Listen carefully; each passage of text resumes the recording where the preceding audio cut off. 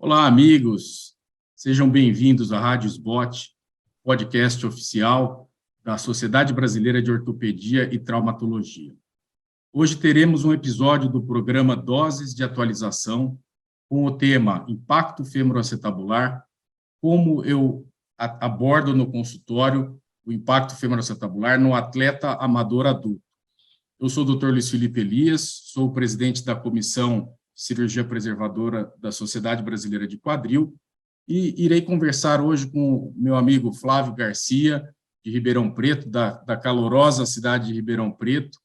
Dr. Flávio, que é professor associado da Faculdade de Medicina da USP de Ribeirão Preto, e com o meu amigo do Rio Grande do Sul, Dr. Bruno Dutra Ross, que é coordenador do serviço de quadril do Hospital Ortopédico e do Hospital das Clínicas de Passo Fundo, da fria cidade de Passo Fundo. Então, nós temos aqui um habitante da área tropical, que é o Dr. Flávio, e um habitante da área mais temperada, que é o Dr. Bruno. Ambos são membros da SBOT e membros da SBQ, e ambos têm vasta experiência com o tratamento das patologias de quadril e das patologias, principalmente da área da cirurgia preservadora, que é o nosso assunto do dia de hoje. Então, para começar esse assunto, nos pediram para dar um enfoque no paciente atleta adulto, no atleta amador, o atleta que tem a dor no quadril por impacto femoroacetabular. Então, vou começar com o Flávio. Flávio, como você seleciona esse paciente? Qual é o seu critério de indicação do tratamento? Como você faz a triagem desse paciente atleta e que você suspeita que ele está sendo acometido pelo impacto femoroacetabular? Ok. Olá, Luiz Felipe. Olá, Bruno. Olá, pessoal do podcast. É um prazer participar desse episódio do podcast Rádio SBOT com vocês.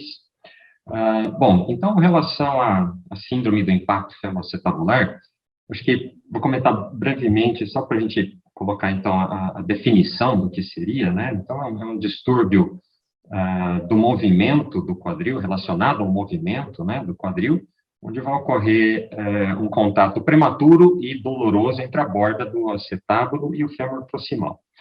Bom, esses pacientes, quando eles procuram no consultório, e o tema desse episódio do podcast é aquele paciente adulto, né, que é um atleta amador ou um atleta recreacional.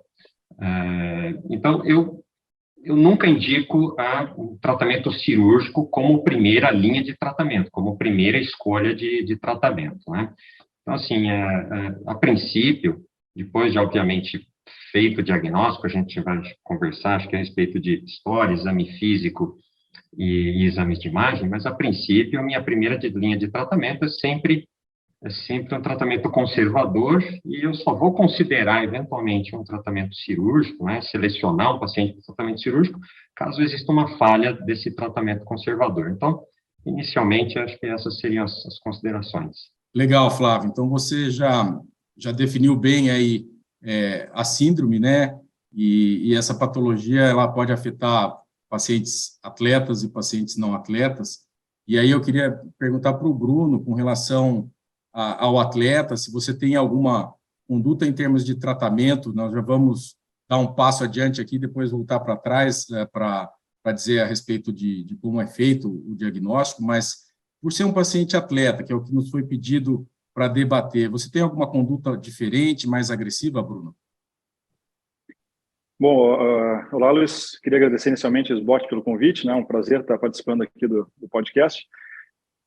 Eu acho que a colocação do Flávio ela foi muito boa, né? O impacto femorocebular, ele é uma síndrome, né? Então, nós tivemos o consenso de Warwick em 2016, que nos trouxe à tona esse conceito de tríade, né? De a gente ter sintomas compatíveis, sinais do exame físico compatível e uma imagem compatível para poder fazer o diagnóstico. E tendo o diagnóstico em mãos, basicamente, assim, o atleta amador, no meu ponto de vista, não diferencia muito da população em geral, né? Claro que é diferente do atleta profissional, no meu ponto de vista, mas atleta amador, todos nós somos, né, de alguma forma. O atleta profissional, acho que ele sim merece um tratamento um pouco mais agressivo, né? Porque isso acaba limitando muito o desempenho dele, que tem que ser um desempenho mais alto do que para o amador, mas o amador, em geral, merece, sim, entender o que é a doença, né? Acho que isso é importante para ele. A gente tem que mostrar o raio-x, o que é isso, se a gente tiver algum vídeo explicativo também, acho que é importante que ele saiba como é que é a mecânica da doença, né? Para saber quando vai incomodar mais, quando vai incomodar menos. Porque a partir daí, até por mudança de gesto esportivo ou mesmo mudança do esporte, né? Pode não ser algo de tanta valia para ele, muda o esporte e consegue reduzir um pouco de sintoma. Mas eu sempre busco educar primeiro o paciente, né? Dar um período de adaptação para ele de 3 meses, 4 meses, né? Para depois pensar em algo cirúrgico se eventualmente persistir sintoma, né?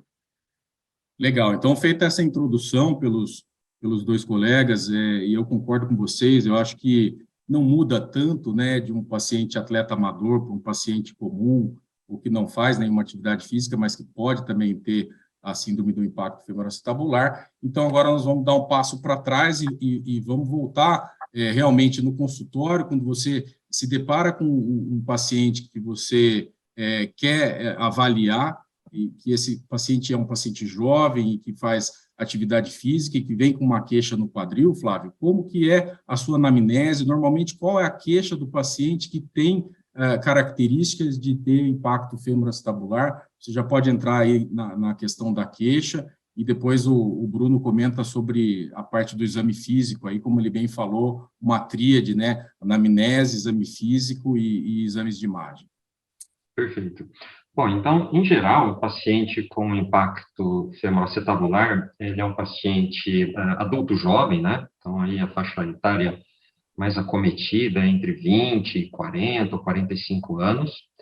A queixa principal do paciente é uma dor na região do quadril, mais frequentemente ela é referida na região inguinal, né? O paciente, então, refere que é uma dor profunda na região inguinal. Com frequência, essa dor também pode se manifestar na região lateral do quadril. Muitas vezes os pacientes, eles fazem um sinal chamado sinal do C, onde eles pegam um indicador e o polegar e eles abraçam, né, a porção anterior e lateral do quadril para descrever a localização do sintoma doloroso. Menos frequentemente, essa dor ela pode se manifestar também na região da nádega, mas essa, na minha experiência, é a queixa menos frequente em termos de localização da dor. Na minha experiência, em geral, os pacientes, eles queixam de dor na região anterior, na região inguinal, na região lateral do quadril, né?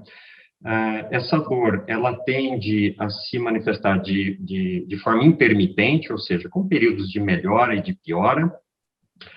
Os fatores de piora dessa dor, em geral, estão relacionados com a prática de uma atividade esportiva mais prolongada, e também quando o paciente fica com o quadril flexionado durante um período prolongado, como, por exemplo, os pacientes ficar muito tempo sentado, né? E em geral, os sintomas, eles amenizam, eles reduzem com o repouso. Então, acho que, basicamente, a sintomatologia é essa, em linhas gerais. Luiz. Legal. E qual que seria o objetivo aí, Bruno, na primeira consulta de consultório, depois de ter conversado com o paciente, você vai partir para o exame físico, né? Qual seria, assim, o principal objetivo desse seu exame físico no paciente com suspeita de impacto femoroacetabular? Eu acho que é importante, Luiz, a gente lembrar que existem patologias associadas ao impacto, né? Ou que mimetizam o sintoma do impacto femoroacetabullar, né? Então, alguns sintomas radiculares de raízes mais altas podem, né, sugerir um sintoma em coxa ou face anterior da região inguinal.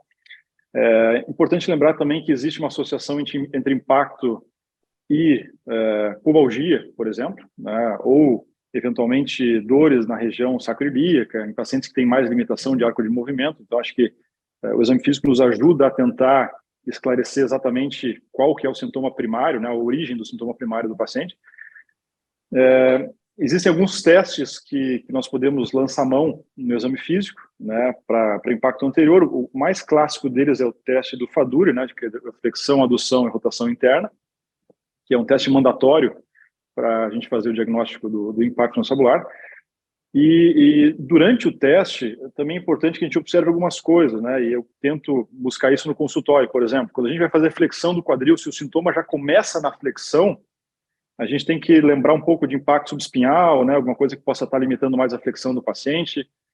É importante também, durante esse teste, a gente tentar avaliar o arco de movimento do quadril, né, principalmente de rotação interna e também de flexão, porque a gente depois vai ter que tentar compatibilizar o exame de imagem com o exame físico. Por exemplo, um paciente com uma rotação interna muito limitada, ele geralmente tem um CAMI grande, né? Ou, se não tem CAMI grande, tem que ter alguma artrose já inicial ou já estabelecida, e se não tem isso, tem que achar alguma outra causa, como retroversão femoral, por exemplo. Então, existem algumas dicas que o teste do Faduri nos traz, que acho que a gente tem que prestar atenção bastante nisso. Tem outros testes que são menos usados, né, como os testes dinâmicos, em que a gente faz rotação interna e rotação externa do quadril, tentando determinar o ponto do impacto mais comum, se ele é mais lateral, né, na região acetabular ou mais medial. Mas eu diria que basicamente o Faduri é o carro-chefe dos testes aí de impacto, né, Elvis?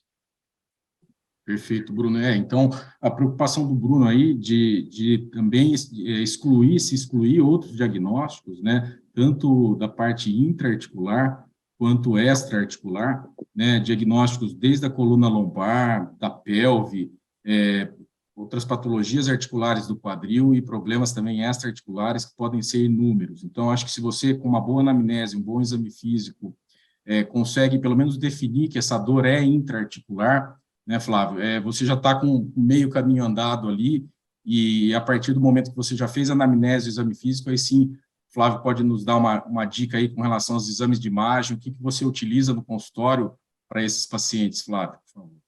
Perfeito. Bom, então, na sequência, o próximo passo, então, é investigar através dos exames de imagem, né, para a gente poder confirmar ou não esse diagnóstico. Como o Bruno já comentou muito bem, o diagnóstico definitivo da síndrome do impacto femoroacetabular, você tem que ter uma concordância, né, enfim, de sintomas, de exame físico e dos exames de imagem. Quer dizer, com um desses fatores só isoladamente, você não consegue fazer o diagnóstico adequado. Então, em termos de exame de imagem, a minha rotina, né, diante de um paciente com suspeita de síndrome do impacto, é a radiografia em AP da bacia, né, com rotação interna de 15 graus nos membros inferiores, o perfil de colo alongado, eu gosto da incidência de DAN a 90 graus, né, então 90 graus de flexão e 20 de abdução, incidência de DAN, mas existem outras técnicas radiográficas, né, que vão dar uma boa imagem da transição cabeça-colo. O perfil de Lequesne eu fazia rotineiramente e eu deixei de fazer há algum tempo, eu achei que não me trazia muitas informações, né?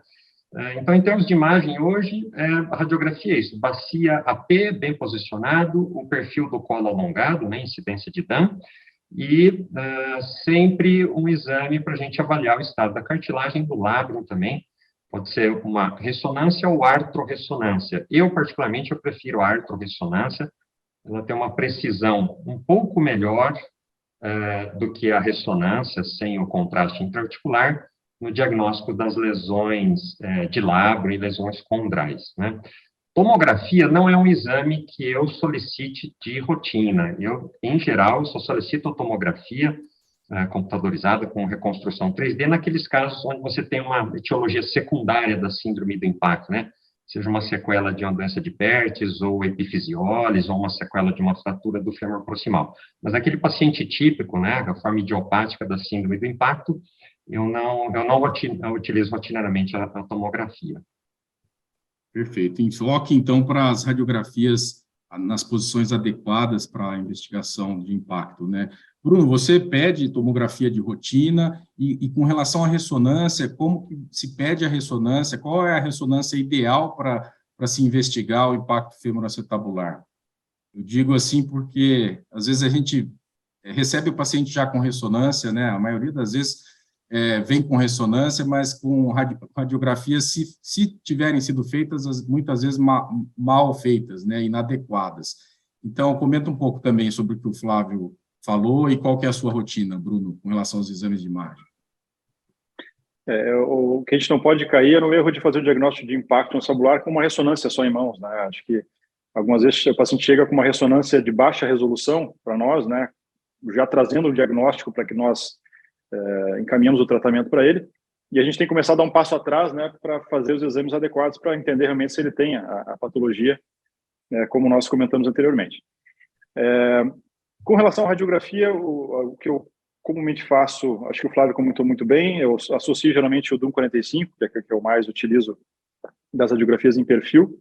A literatura aponta que ela faz um diagnóstico, na maioria dos casos, né, de CAMI, né, que as outras radiografias às vezes podem não pegar deformidade. Com relação à tomografia, eu não faço de rotina, somente na suspeita de impacto subespinhal ou de retroversão femoral, né? Acho que ela é um exame interessante, ou alguma sequela de uma patologia da infância, como o Flávio comentou. E eu, de rotina, eu utilizo a ressonância de alta resolução. Eu não costumo fazer autorressonância. Eu acho que a ressonância de alta resolução nos dá bastante informação com relação a lábio e cartilagem, e outros diagnósticos que a gente tem que fazer também como diagnóstico diferencial, né? Necrose, a cabeça do fêmur. Já tive paciente que veio tratar impacto comigo, encaminhado por colegas que, quando eu fiz a ressonância, ele tinha uma necrose, na verdade. Então, acho que isso é importante que se faça. Tem que se fazer o diagnóstico diferencial de outras patologias aí. E na dúvida, né, quando os exames não estão muito compatíveis com o sintoma e a gente quer saber se é exatamente uma dor articular do quadril, acho que a infiltração articular é um método que nós podemos lançar mão, né? E aí isso pode ser feito por ultrassonografia, que eu não faço, né? Mas eu tenho radioscopia disponível na clínica, então quando eu preciso fazer uma infiltração, eu chamo a radioscopia e faço no ambiente de raio-x mesmo, uma infiltração com marcaína para tentar observar o alívio do sintoma ou não, né? Legal, Bruno. Eu bati um pouco nessa tecla da ressonância, porque eu acho importante que o amigo que está nos ouvindo, que às vezes não é especialista em quadril, é um colega que é membro da SBOT e atua em outras áreas também, muitas vezes a gente recebe ressonância da bacia, né? Patologias, paciente com queixa bilateral, às vezes o colega acha que é mais fácil pedir uma ressonância magnética da bacia, que vai ver os dois quadris, do que pedir articulação coxo-femoral bilateral. E existe uma diferença, né, entre esses dois métodos. Então, as sequências que são feitas, né, a padronização de sequências de ressonância magnética para articulação coxo-femoral é diferente da sequência para bacia. Para você avaliar bem cartilagem e labro, o ideal é que você tenha, como os colegas falaram, uma ressonância magnética de boa definição, né, de preferência. Normalmente, a gente não utiliza mais contraste, né, Bruno, Flávio, não sei se vocês costumam pedir artrorressonância, mas que seja uma incidência focada para coxo femoral, não para bacia. Bacia vai ver outras coisas, órgãos intrapélvicos, e muitas vezes deixa passar alguma lesão da articulação. Então, acho isso muito importante ser frisado aí para os colegas. E o Bruno tocou num assunto importante também, que é o teste terapêutico. Muitas vezes a gente sai meio frustrado dessa consulta inicial, onde a gente fez anamnese, fez exame físico, tem exames de imagem adequados, e mesmo assim a gente tem alguma dúvida com relação ao diagnóstico, nem sempre é fácil de ser feito, né? Nem sempre a clínica é a mesma clínica que está lá no livro.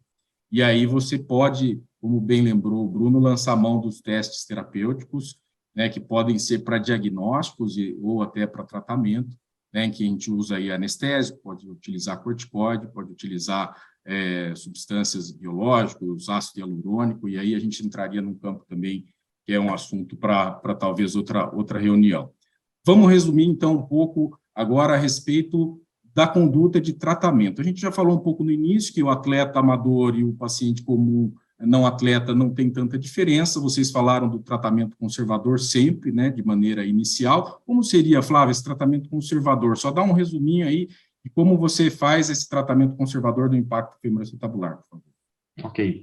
Bom, em linhas gerais, então, a gente vai explicar primeiro, a gente vai orientar, educar o paciente em relação ao problema que ele tem, quer dizer, tentar explicar para ele que é um distúrbio que ocorre pela movimentação do quadril, por esse contato anormal entre a borda do acetábulo e o fêmur proximal, então que ele, obviamente, evite aquelas posições ou aqueles movimentos do quadril que vão provocar esse impacto. Então, orientar o paciente em relação a evitar uma flexão acentuada, uma rotação acentuada, uma rotação interna acentuada do quadril, isso é bastante importante nas atividades do dia a dia e também durante a prática do esporte.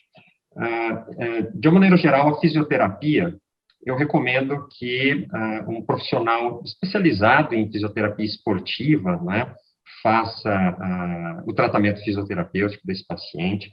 A gente vê uma diferença muito grande dos pacientes que são avaliados e acompanhados por um fisioterapeuta que realmente se dedica ao tratamento das patologias relacionadas à atividade esportiva, para aquele fisioterapeuta mais geral. Então, eu acho que tem que ser alguém que tenha mais experiência para conduzir o caso, se você quiser ter um resultado mais satisfatório do tratamento clínico.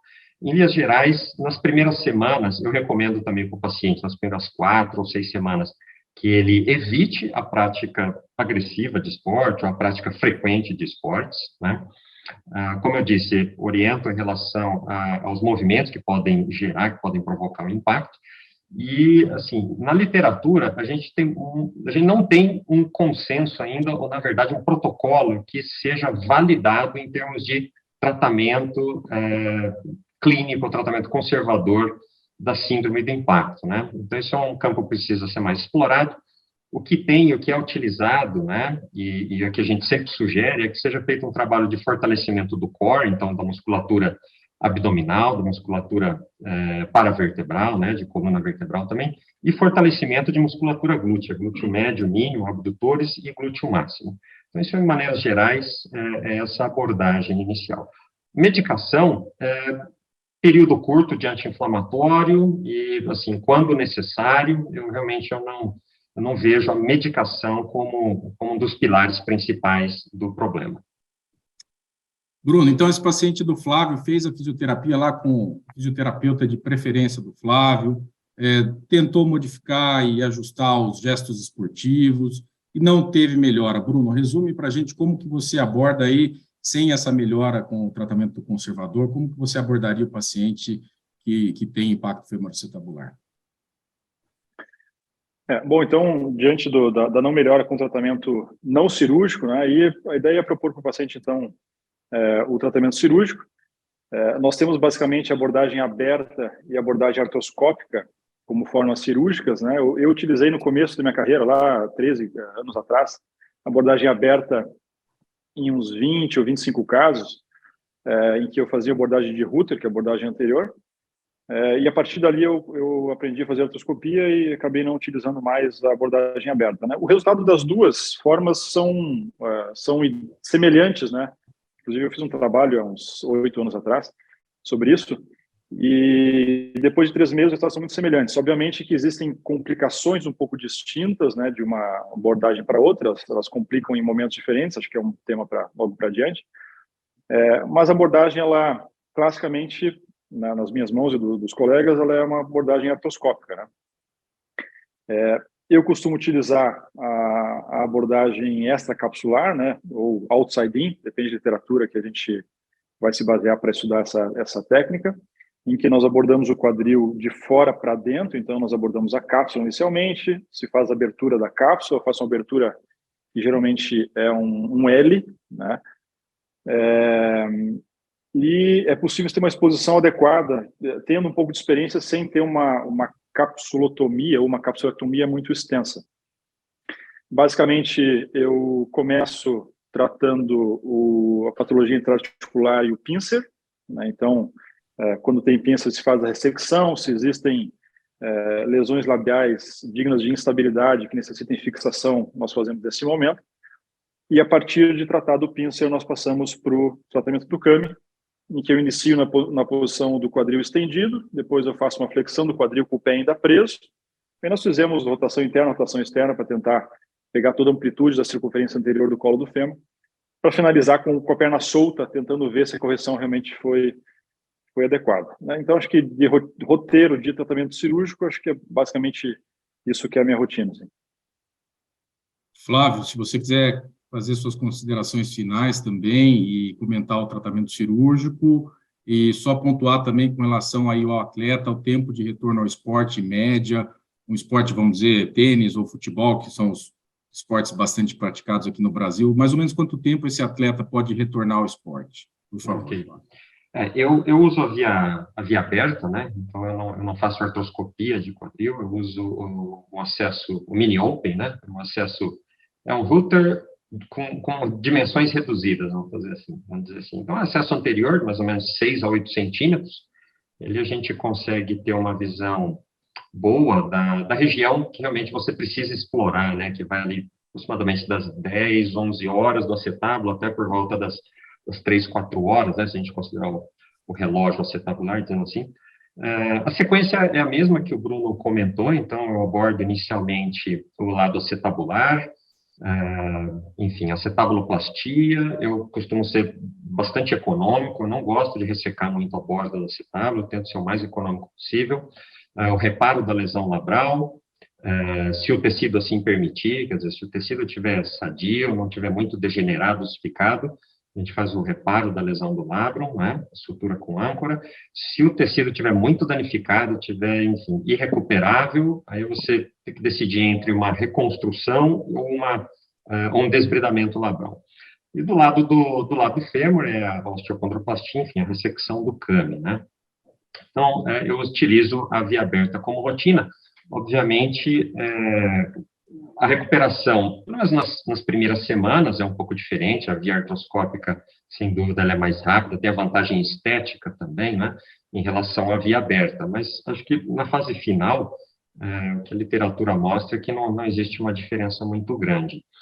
Em termos de previsão de retorno à atividade esportiva, a previsão é que esse paciente volte a praticar o seu esporte em algum ponto entre 4 e 6 meses de pós-operatório. Essa é a regra.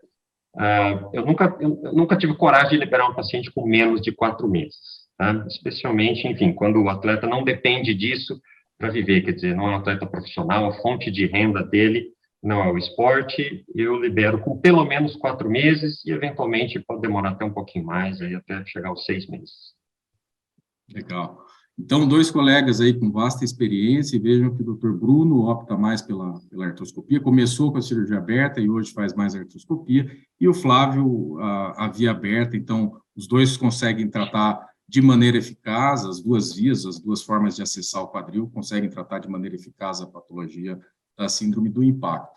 Bruno, se você tiver alguma consideração final, com relação somente ao tempo de retorno, você concorda com o Flávio? Entre 4 a 6 meses é um tempo de segurança aí pós-cirúrgico para o atleta retornar ao esporte? Eu acho que sim, Luiz. Acho que não muda muito a recuperação pós-operatória para retorno ao esporte. Não liberaria o paciente antes disso. Eu tenho alguns atletas profissionais que voltam antes disso, mas realmente é o que o Flávio falou, né? Por necessidade econômica, eles têm que voltar antes, então acabam retornando antes. Mas não muda. Acho que não muda, não. Acho que é basicamente a mesma sequência. Muito bom. Agradeço aos 2 colegas, Dr. Flávio, Dr. Bruno. E você acabou de ouvir mais um episódio da Rádio SBOT, o podcast oficial da Sociedade Brasileira de Ortopedia e Traumatologia. Todas as edições estão disponíveis no site da SBOT, www.sbot.org.br, e também nas principais plataformas de streaming. Muito obrigado, amigos, e nos vemos no próximo episódio. Até lá.